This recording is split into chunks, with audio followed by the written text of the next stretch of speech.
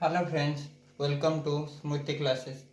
आज हम आपके साथ डिस्कशन करने वाले हैं पीरियोडिक क्लासिफिकेशन, जिसमें हम आपको आज इसके बारे में कुछ बताना चाहते हैं कि यहाँ पे कुछ शॉर्ट क्वेश्चंस आपको बताना चाहते हैं जो 1 मार्क का क्वेश्चन सिर्फ है, जिसके बारे में आज हम डिफाइन करने वाले हैं। वो पहला क्वेश्चन आता है कि how many number of groups in modern periodic table.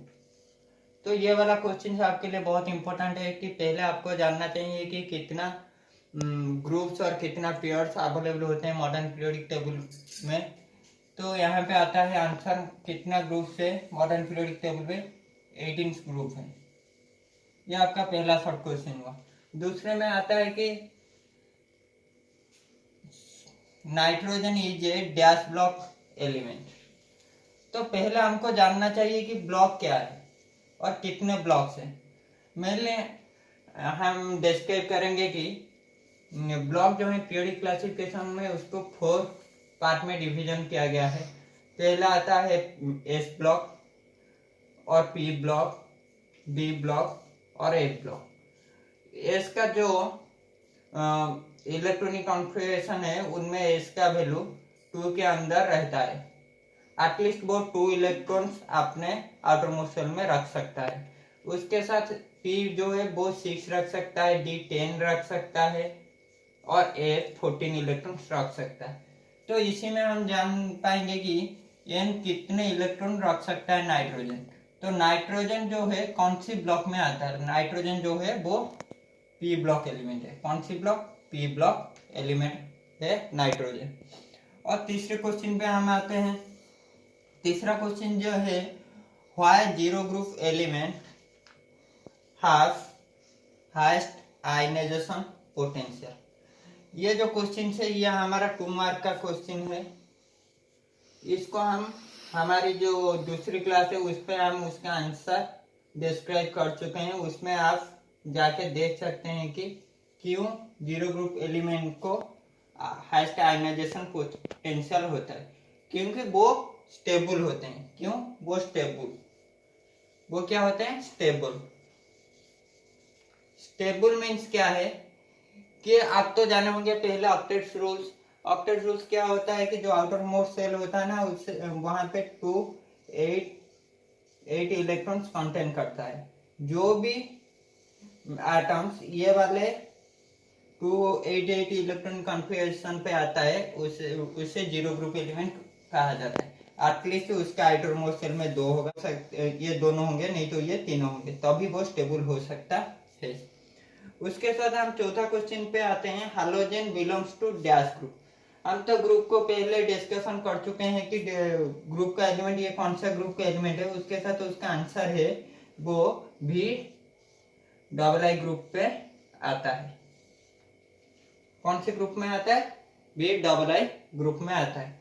अभी हम और एक क्वेश्चन के बारे में जानना चाहेंगे कि और एक शॉर्ट क्वेश्चन जो आता है पीरियोडिक टेबल में, वो भी बहुत इंपॉर्टेंट है आपके लिए। आज हम आपके साथ कुछ इम्पोर्टेंट क्वेश्चंस डिस्कशन करने वाले हैं। अभी तो हमने आपके लिए 1 मार्क का क्वेश्चन किया और आपका जो 10 क्लास है और सारे जो +2 और +3 दोनों में जो भी इम्पोर्टेंट क्वेश्चन 5 मार्क का जो आ सकती है आपके एग्जाम पे, वो मोस्ट इम्पोर्टेंट क्वेश्चन है पीरियोडिक क्लासिफिकेशन पे। जो पहला क्वेश्चन आता है पीरियोडिक क्लासिफिकेशन के मोस्ट इम्पोर्टेंट क्वेश्चन वो ये है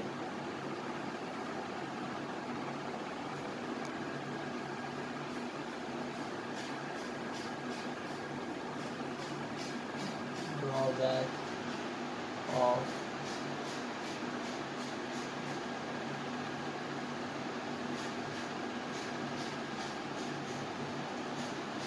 enthalpy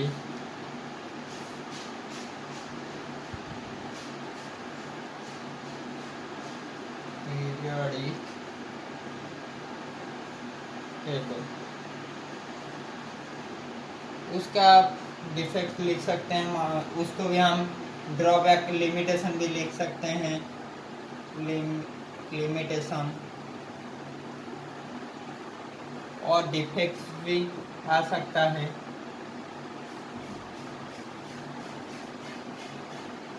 ये सारे जो है ना ये एक ही क्वेश्चन है।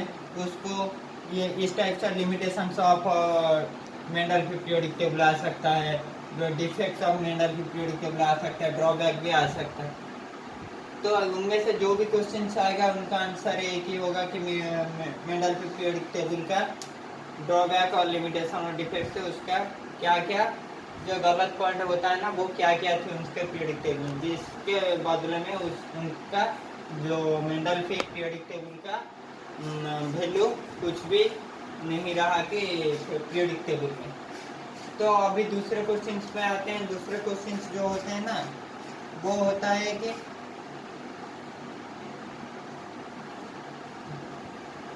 describe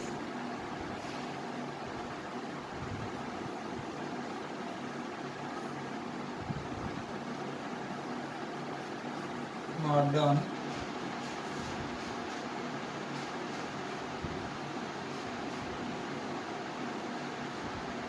periodic table। तो ये आता है आपका दूसरा मोस्ट इम्पोर्टेंट क्वेश्चन। उसके साथ तीसरा क्या आता है? तीसरा आता है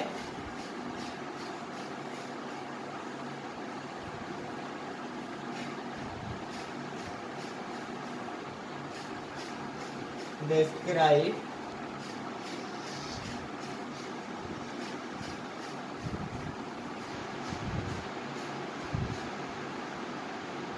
Mendelby